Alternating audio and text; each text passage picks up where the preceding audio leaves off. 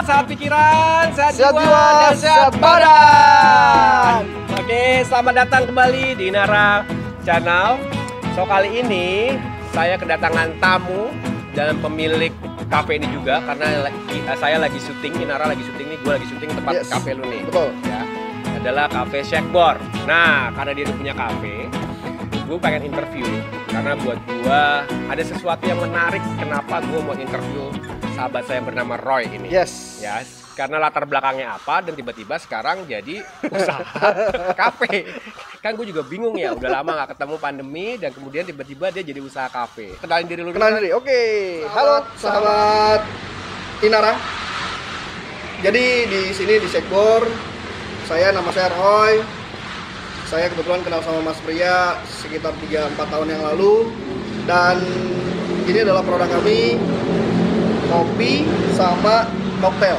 Minuman sehat ya? Minuman sehat, betul. Ya, Yang Mas Pria minum ini namanya Red Dragon atau buah naga. ini enak nih. Kalau ini apel plus Yakult. Gitu. Sebenarnya menarik Mas, kenapa tiba-tiba banting setir menjadi Bukannya kesehatan nih. Ya, awalnya gue kerja di bank, Yap. tiba-tiba pindah menjadi pengusaha, waktu itu bikin usaha kesehatan, di Yap. bidang kesehatan. Lalu ujuk-ujuk pas pandemi ini, bukalah kafe. Gitu. Ya. Itu gimana prosesnya tuh? Prosesnya tuh sebenarnya di awal tahun secara bisnis tuh lagi mulai goyang, dihajarlah pandemi. Makin kayak mengkonfirmkan, oh ya udah, stop dulu nih. Ya. Sebenarnya mau pause dulu, mau berhenti. Gua beralih ke jadi karyawan atau mau bisnis lagi. Oke. Gitu. Pas pandemi itu coba-coba mulai masak sendiri, jualan secara online gitu ya, teman-teman dan sekitarnya. Gilalah, kenapa nggak gue buka kafe ya? Yap. Gitu. Dengan kondisi yang terakhir, tabungan terakhir lah kasarnya gitu ya, tabungan terakhir, ya udah, ayo kita buka kafe. Dan di sinilah lokasinya. Oke. Nah, Shakeboard itu artinya apa ya? Shakeboard. Jadi kalau Shakeboard itu karena kan pembuatan mocktail, pembuatan ini nih dikocok.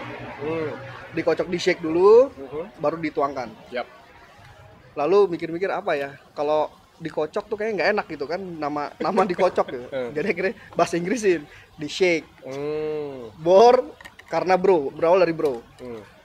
Bro, shake bro. Kocok bro gitu. Jadi plesetnya jadi bor. Bahasa gaul sekarang.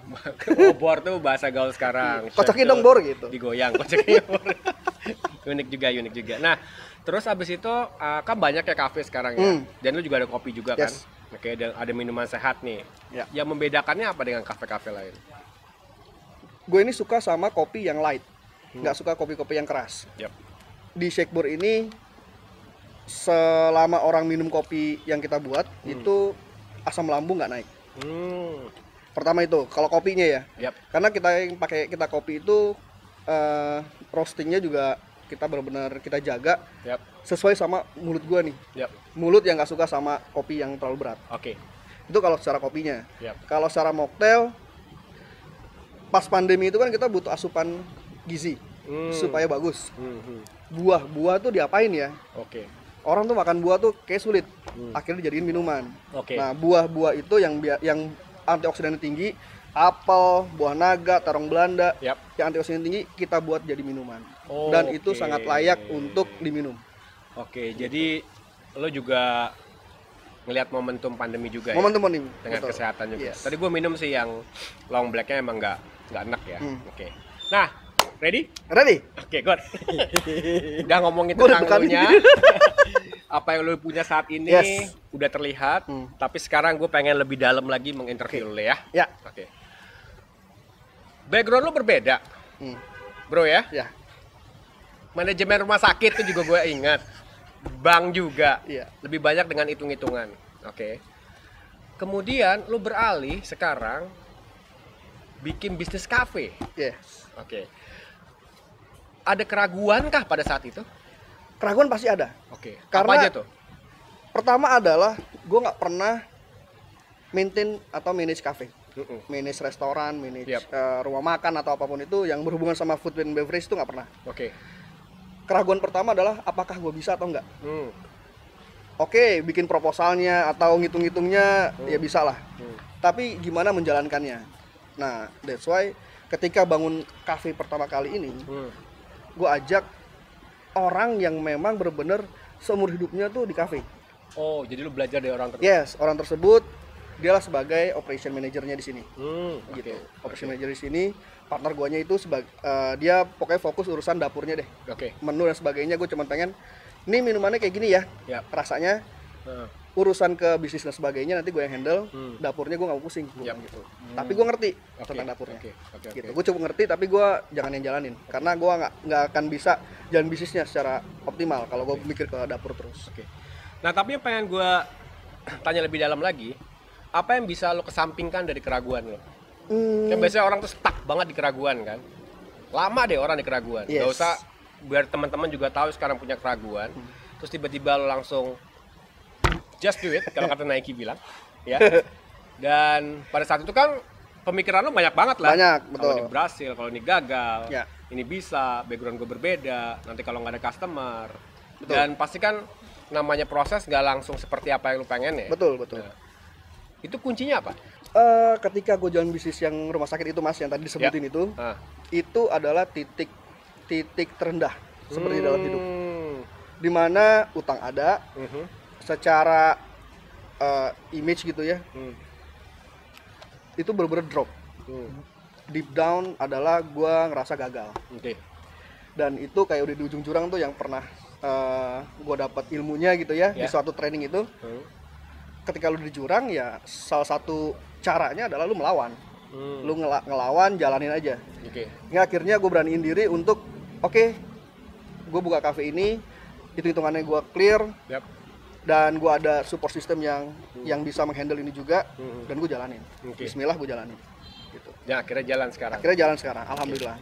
Udah berjalan 7 bulan. Nah, untuk menurunkan kadar dari pikiran lo, keraguan lo, sampai akhirnya action gimana caranya? Maksudnya action, maksudnya kan kadang-kadang ragu, stuck, badan lo nggak mau gerak lah. Betul. Ya udahlah, lebih akhirnya nimang-nimang. Ya. Sampai akhirnya lo, ya udah gue jadi deh, lakuin. Itu gimana? Itu benar-benar nurunin ego serendah-rendahnya tuh mas. Nurunin ego. Just do it. Gue nggak usah mikir. Yang ketiga adalah gue jalan, apakah ini berat atau tidak gue nggak tahu. Yang penting gue jalan dan gue cari partner yang benar-benar bisa ngejaga gue juga. Gitu. Jadi lo menghilangkan tentang ini benar atau tidak ya? Yes. Dan kemudian ego lo turunin banget. Turunin banget. Emang kebanyakan ego apa yang muncul pada saat itu? Kasarnya tuh dulu gue ngomongin kalau bisnis tuh berapa juta, berapa miliar gitu ya. Sekarang ngomongin belasan ribu, 20.000, 30.000 gitu. Ngerti. Jadi kayak gila nih gue turun banget nih gitu. Secara image orang ngelihatnya adalah lo kok mau sih jalan gini retail banget gitu. Tapi gue ngelihat ternyata retail tuh enak juga sih. Gue bisa megang duit tiap hari gitu. Walaupun recehan tapi gue bisa megang duit yang penting. Gitu. Itu kayak ningkatin PD gue lagi. Kalau yang dulu invoice. Dulu invoice nunggu 10 bulan 2 bulan. Kalau sekarang per hari tapi kecil gitu kan. Sekarang ngomong ngitungnya bon. Kalau dulu invoice laptop gitu ya. Kalau sekarang tergantung dari bon. Ngerti. Kalkulator sekarang pakainya. Oke. Nah, pertanyaan gue selanjutnya adalah, udah jadi kan sekarang? Challenge terbesar lu apa? Karena masa pandemi nih saat ini. Masa pandemi ini challenge terbesarnya adalah kapan nih berakhir? Kapan kampus itu mulai masuk? Jadi target lo kampus ya? Kampus gue masuk, betul. Karena di sini dekat BINUS. Jadi gue selalu berdoa semoga Nadi mengeluarkan kebijakan khusus BINUS buka lah gitu. Terserah kampusnya lain tutup. Karena gue yakin di daerah sini kalau ketika BINUS itu buka, ya insya Allah akan nembak ke sini juga. Jadi kalau salah satu universitas itu buka, dia akan banyak yang datang ke sininya ya. Nah kalau protokol kesehatan gimana sekarang di sini? Protokol kesehatan kita sebagai warga yang taat akan hukum dan mengikuti anjuran pemerintah. Jadi setiap orang yang masuk sini kita tembak dulu pakai gun apa tuh? Yang itu pengatur suhu. Terus wajib masker kalau di area dalam, kalau di luar ini karena ini outdoor. Jadi kita nggak terlalu ketat kalau di sini, kalau di outdoor. Yang penting jaga jarak lah aman, ya. jaga jarak. Oke. Gitu. Nah sekarang Roy, pertanyaan gue adalah pada saat lo ngebuka ini dan itu jadi transformasi lo, lo benar-benar menyampingkan semua apapun, itu benar, itu salah, gagal, berhasil. Ada dorongan dari keluarga nggak? Dorongan untuk apa nih?